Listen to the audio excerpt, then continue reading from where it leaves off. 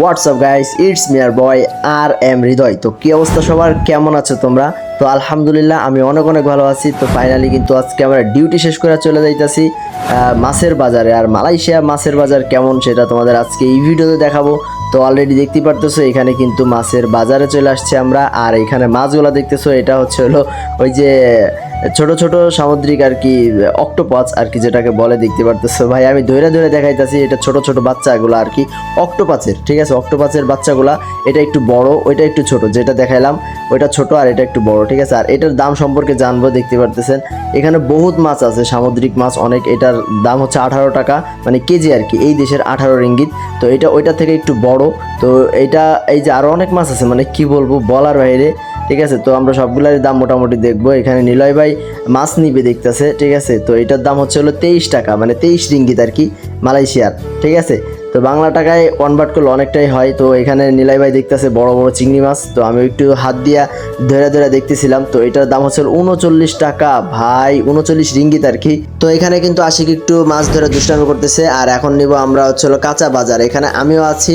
তো নিলয় ভাই কাঁচা বাজার নিবে। আর এটা হলো মালয়েশিয়ার টমেটো, দেখতে পারতেছো ছোট। আর আমি এটার বাসনাটা শুকতেছিলাম যে কোনো বাসনা আছে কিনা, তো সেরকম কোনো বাসনা পাই নাই।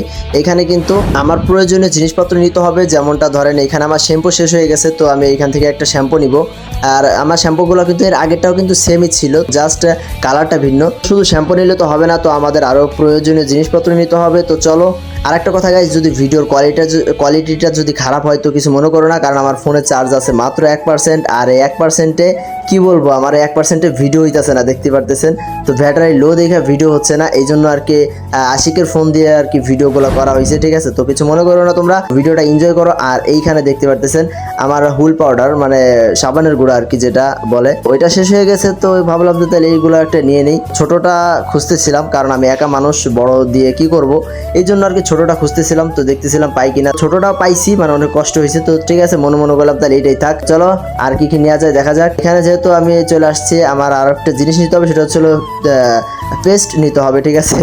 তো আমার পেস্টও শেষ হয়ে গেছে। তো আমি পেস্টটা খুঁজতেছিলাম যে কোন পাশে আছে। আশিক বলল ভাই পেস্টটা এই পাশে আছে, এই জন্য আর কি পেস্টটা এই পাশে নেওয়ার জন্য চলে আসলাম, দেখতে পারতেছেন। তো ছোট একটা পেস্ট নিব, আমি একা মানুষ, বেশি দরকার নাই।